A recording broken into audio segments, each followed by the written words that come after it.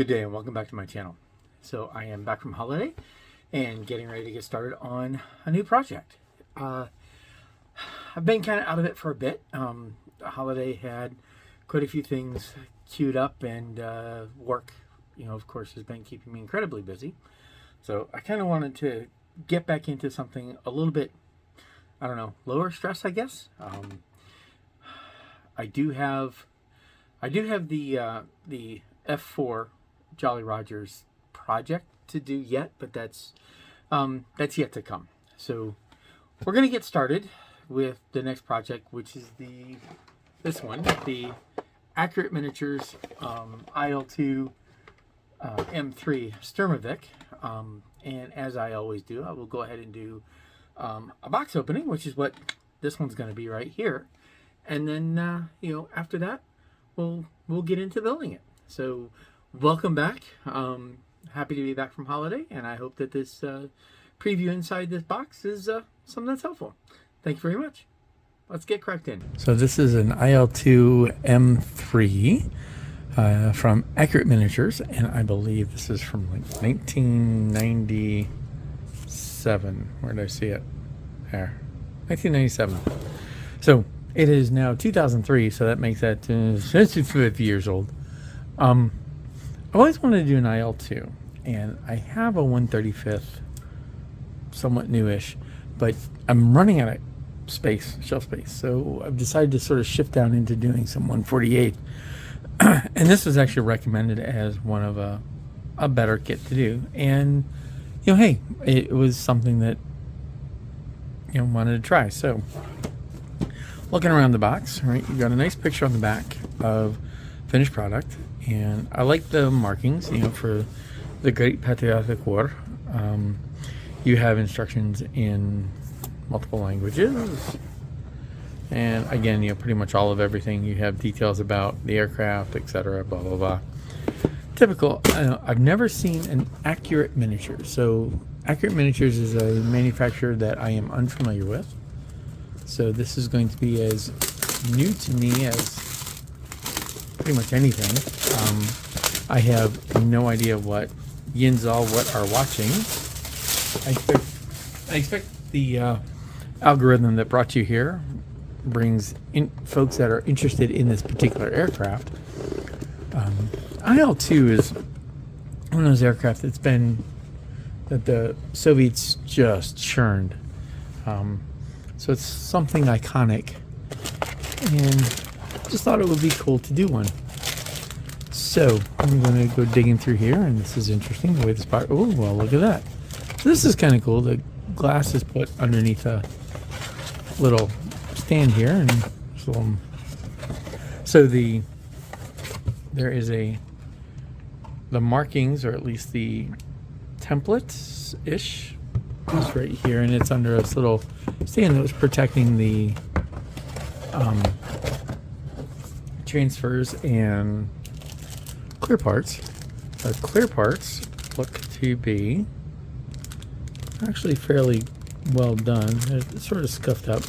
Now this is interesting. So there's the clear parts for the instrument panel. So I'm assuming that there's a transfer that would go there. And there's your front window, top. And remember, this has the IL-2 is actually one that has the rear gunner. I understand that was a later add, as they found that it was helpful for the IL-2 to have. Hey, look, there's a card. Transfers are not yellowed, but you do have some nice markings. You have your transfers for your instrument panel, slightly yellow, just a little bit, but I think they're good enough to go with. Hey, look, seat belts. I won't use those. I'll go ahead and make them. Not a whole lot there, but it's something. Normally I would go straight into the instruction kit, but I'm winging it today. So let's take a look at the instruction book, and then we'll take a look at the plastic above and beyond, like the clear. So the book is neat, and it looks like a booklet. So the IL2-M3 Sturmovik. Again, there's your markings. We flip this open. And again, accurate miniatures is something I've not done, so it looks like it's a flip up. Paint reference chart, Federal, Modern Master, Humbrol, Gunze, Aeromaster, and Flowquill. I'm really not familiar with most of those, being mostly Vallejo or Tamiya, but I'm sure we can figure it out, being Humbrol is pretty consistent. There's your cockpit build. Now the cockpit for the IL3 is pretty simple, right? They just kind of crank it through. And this is something to pay attention to. There is an aerial on there, and I don't think I saw any aerial like thread or anything in there, so probably want to use something for that. Info in English. Here's how prepping the cockpit, putting these other pieces of cockpit together, your tail wheel, fuselage tail and cowl intake. So you sort of put the fuselage together. And kind of, this looks like it's vague.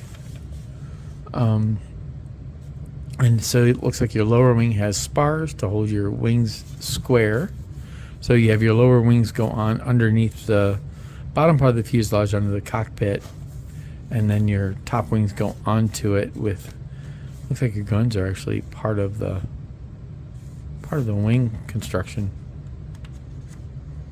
Interesting. Some optional pieces. Again, read your instructions because that's going to give you information.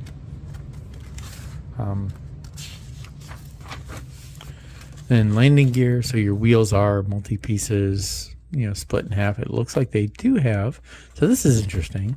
Looks like you do have an option for weight on wheels, which is kind of neat. There, decide whether you wish to use the weighted tires or unweighted tires.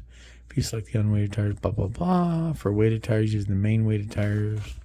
That's kind of cool. I mean, there's 97. They give you, resin cast, or not resin. They give you plastic injection molding cast weighted tires. So that's kind of cool. And then it looks like your landing gear bays are pretty simplistic. Your bombs are pretty simplistic.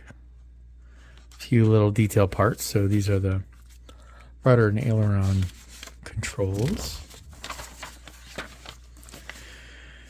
And yeah, your engine's pretty simplistic. So you drop that in there, put your spinner on it, and there you go. There is no engine.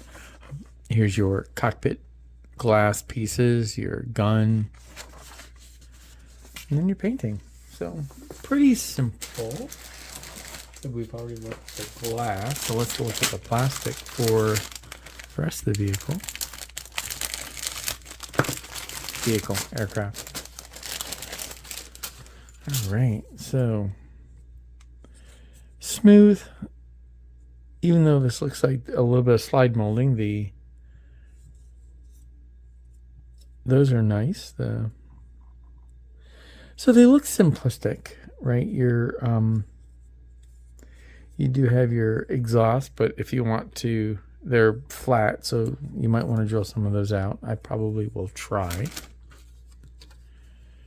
Here's your rear aileron. This is what you see there is just the way the plastic goes in. There's nothing I can feel, so once you paint it, that'll disappear.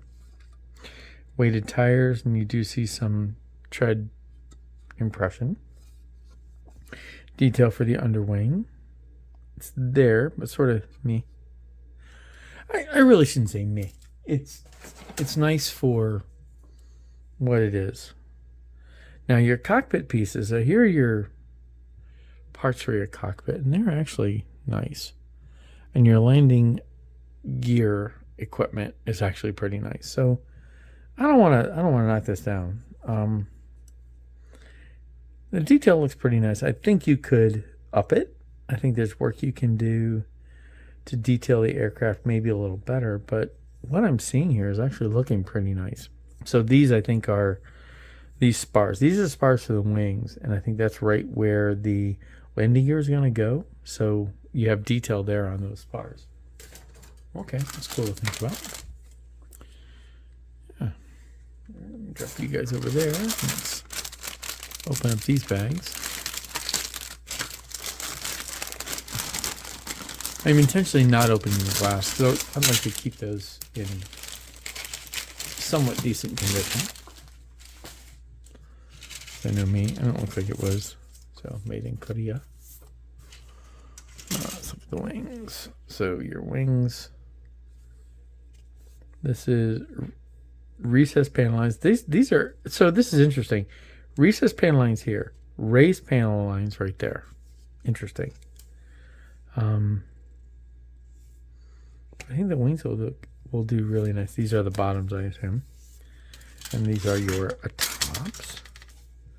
These are our recessed panel lines. There's no rivets on them. And I do not know if they're supposed to be. So I can do a little research on that. Now is not the time for me to know the answer to that because I haven't done any research. This is a new vehicle for me. New vehicle, new aircraft.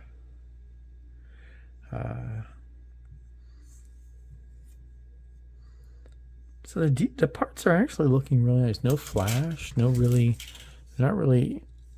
porous. This is the interior parts. They're kind of simplistic-esque.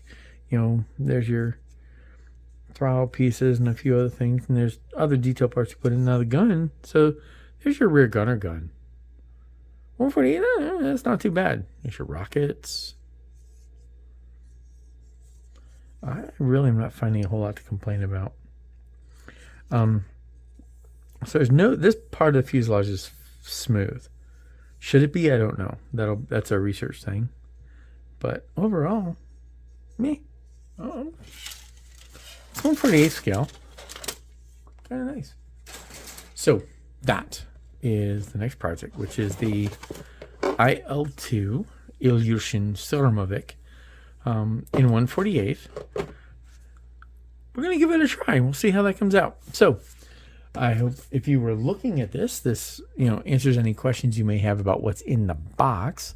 As I get into, so if you look here, right, the illustration kind of hints at the aerial. So, again, that's something that you'll probably want to use with, stretch line or whatever. But yeah, this should be entertaining to do. 148 scale. And, the next project series will be this. So we'll see how that goes. Hope this was useful, entertaining, or, answer any questions you may have about this particular kit. And until next time, thank you very much for watching. Happy modeling, everybody.